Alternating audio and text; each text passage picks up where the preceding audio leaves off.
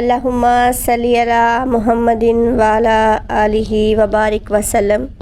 بسم اللہ الرحمن الرحیم۔ ناظرین، ایسی عورت کی کوئی عبادت، کوئی نماز اور روزہ قبول نہیں ہوتا جو اپنے خاوند کے ساتھ یہ 10 کام کرتی ہے۔ نبی پاک صلی اللہ علیہ وآلہ وسلم نے یہ بات بھی بیان کی تھی، جو عورت جوان ہو جائے اور جب تک اس کے سر پر چادر نہیں ہے اس کی کوئی نماز، کوئی عبادت قبول نہیں ہوتی۔ اور حضور صلی اللہ علیہ وآلہ وسلم نے یہ بھی فرمایا، جو عورت اپنے بالوں کو نہیں ڈھانپتی تو اس عورت کا روزہ قبول نہیں ہوتا۔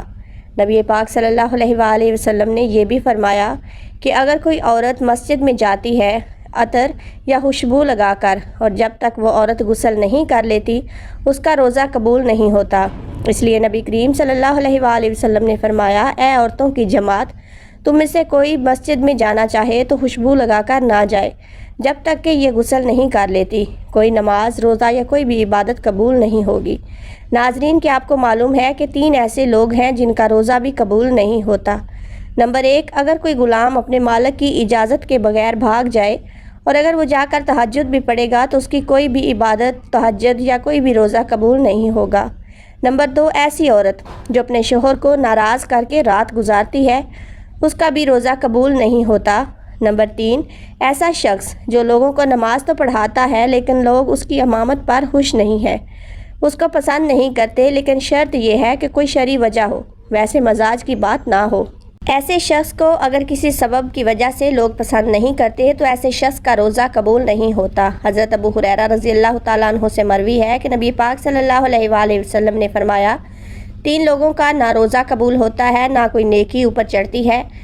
نمبر 1، بھاگے ہوئے غلام کی جب تک کہ اپنے مالک کے پاس نہ آ جائے اور ان کے ساتھ اپنا ہاتھ نہ دے دے، ایسی عورت جس سے اس کا خاوند ناراض ہو۔ نمبر 3، اور مست شرابی کا روزہ بھی قبول نہیں ہوتا جب تک کہ شراب کا اثر پوری طرح سے ختم نہ ہو جائے۔ اس حدیث کے فائدے میں بتایا گیا ہے کہ مرد عورت پر نگراں ہے اور عورت اس کے ماتحت ہے۔ خدا کے بعد عورت کے لیے خاوند ہی ہے جو اس کا سب کچھ ہے۔ ماں باپ کے حق پر شوہر کا حق غالب ہو گیا ہے۔ اگر مذہب میں کسی کو سجدہ تعظیمی کی اجازت ہوتی تو عورت کو ہوتی کہ وہ خاوند کو سجدہ کرے۔ حدیث نبوی صلی اللہ علیہ وآلہ وسلم ہے کہ عورت کے لیے اس کا خاوند جنت یا جہنم ہے، کیونکہ اس کے حق کو ادا کر کے جنت پا سکتی ہے۔ جس کا اتنا بڑا حق ہو بھلا اسے ناراض کیسے کیا جا سکتا ہے؟ اللہ نے جسے زندگی کا رفیق بنایا ہے، زندگی بھر کا ساتھی اور معاون بنایا ہو، دنیا میں جس کے بغیر گزارا نہیں، اسے کیسے ناراض رکھا جا سکتا ہے؟ اس لیے اگر خاوند ناراض ہو جائے تو اسے راضی کرنے کی کوشش کرنی چاہیے، کیونکہ اس کے بغیر دنیا اور آخرت میں نقصان ہے۔ حضرت عائشہ صدیقہ رضی اللہ تعالیٰ عنہا کی روایت ہے کہ حضور صلی اللہ علیہ وآلہ وسلم نے فرمایا، بالغہ عورت کی نماز، روزہ اور عبادت سر ڈھانپے بغیر قبول نہیں ہوتی۔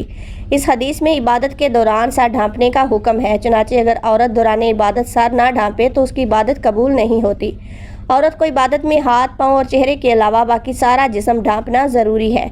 سینہ بند ضروری نہیں۔ ایسے باریک لباس میں جن سے جسم نظر آئے روزہ قبول نہیں ہوتا۔ جو کپڑے ایسے باریک ہوں کہ ان کے اندر سے جسم نظر آئے، ان سے روزہ نہیں ہوتا، بلکہ نماز یا کوئی بھی عبادت قبول نہیں ہوتی۔ ہر عبادت کے لیے موٹا دوپٹہ استعمال کرنا چاہیے اور اسے اچھی طرح لپیٹنا چاہیے کہ ایک بال بھی نظر نہ آئے۔ چہرہ، دونوں ہاتھ گھٹنوں تک اور دونوں پاؤں ٹخنوں تک، ان 3 اعضاء کے علاوہ پورا بدن ڈھکنا عورت کے لیے ضروری ہے، اور یہ روزے کے قبول ہونے کی شرط ہے۔ اس کے بغیر روزہ قبول نہیں ہوگا۔ خواتین کا یہ کہنا کہ جب بندوں سے پردہ نہیں تو خدا سے کیا پردہ، بالکل غلط سوچ ہے۔ اللہ سبحانہ وتعالیٰ سے تو کپڑے پہننے کے باوجود آدمی چھپ نہیں سکتا، تو کیا پورے کپڑے اتار کر عبادت کی اجازت دے دی جائے گی؟ پھر مردوں سے پردہ نہ کرنا ایک مستقل گناہ ہے۔ جو عورت اس گناہ میں مبتلا ہو اس کے لیے یہ کیسے جائز ہو گیا کہ وہ عبادت میں بھی ستر نہ ڈھانکے؟ الغرض عورتوں کا یہ شبہ شیطان نے ان کی نمازیں اور عبادت غارت کرنے کے لیے ایجاد کیا ہے۔ نماز کے دوران سر کھل جائے اور 3 بار سبحان اللہ کہنے کی مقدار تک کھلا رہے تو نماز ٹوٹ جائے گی، اور اگر سر کھلتے ہی فوراً ڈھک لیا تو نماز ہو گئی۔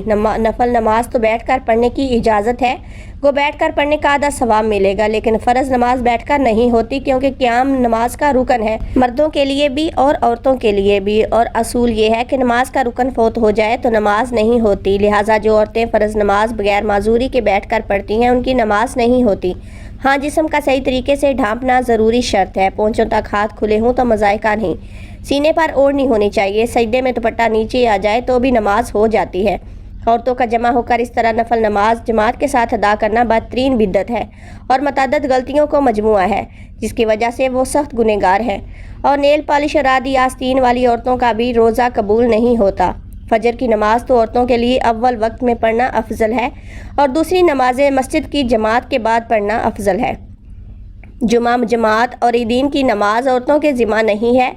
حضور صلی اللہ علیہ وآلہ وسلم کا بابرکت زمانہ چونکہ شر و فساد سے خالی تھا، ادھر عورتوں کو حضور صلی اللہ علیہ وآلہ وسلم سے احکام سیکھنے کی ضرورت تھی، اس لیے عورتوں کو مساجد میں حاضری کی اجازت تھی اور اس میں بھی یہ قیود تھی کہ باپردہ جائیں، زینت نہ لگائیں۔ اس کے باوجود عورتوں کو ترغیب دی جاتی تھی کہ وہ اپنے گھروں میں نماز پڑھیں۔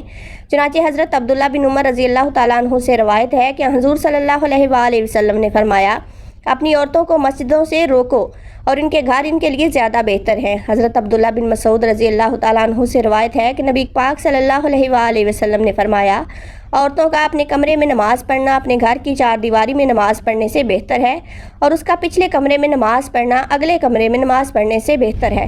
مسند احمد میں حضرت حمید سعدیہ رضی اللہ تعالیٰ عنہ سے روایت ہے کہ انہوں نے عرض کیا، یا رسول خدا صلی اللہ علیہ وآلہ وسلم، میں آپ کے ساتھ نماز پڑھنا پسند کرتی ہوں۔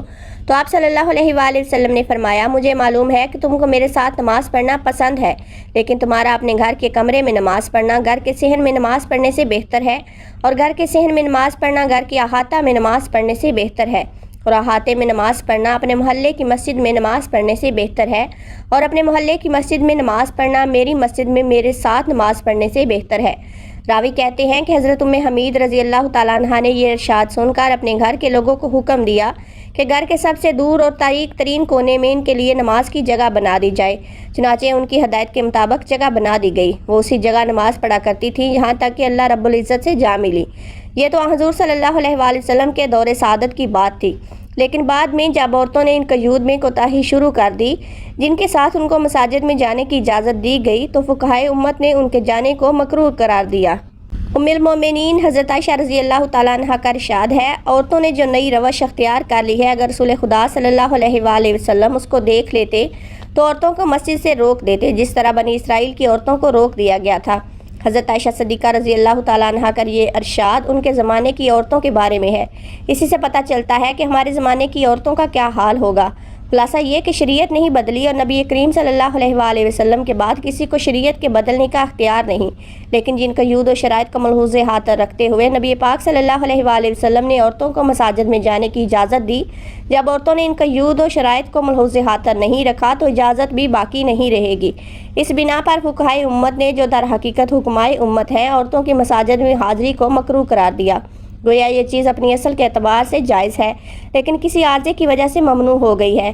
اب اس کے یہ معنی نہیں کہ اس نے شریعت کے حلال و حرام کو تبدیل کر دیا، بلکہ مطلب یہ ہے کہ ایک چیز جو جائز و حلال ہے وہ ایک خاص موسم اور ماحول کے لحاظ سے مضر صحت ہے، اس لیے اسے منع کیا جاتا ہے۔ اللہ رب العزت رمضان المبارک میں روزانہ افطار کے وقت ایسے 10 لاکھ لوگوں کو جہنم سے نجات عطا فرماتے ہیں جو جہنم کے مستحق ہو چکے ہوتے ہیں، اور جب رمضان کا آخری دن ہوتا ہے تو یکم رمضان سے آخری رمضان تک جس قدر لوگ جہنم سے آزاد کیے گئے ہوتے ہیں ان کے برابر اس ایک دن میں آزاد فرماتے ہیں۔ اللہ تعالیٰ سے دعا ہے کہ اللہ تعالیٰ ہمیں دین کی مکمل سمجھ عطا فرمائے اور ہمیں نیکوکاروں میں شامل کرے، اور ہم عورتوں کو اپنے شوہروں کی عزت کرنے کی توفیق عطا فرمائے اور اپنے پردے کی پوری پابندی کرنے کی توفیق عطا فرمائے، تاکہ ہماری عبادات اور روزے بھی اللہ تعالیٰ اپنی بارگاہ میں قبول فرمائے، آمین۔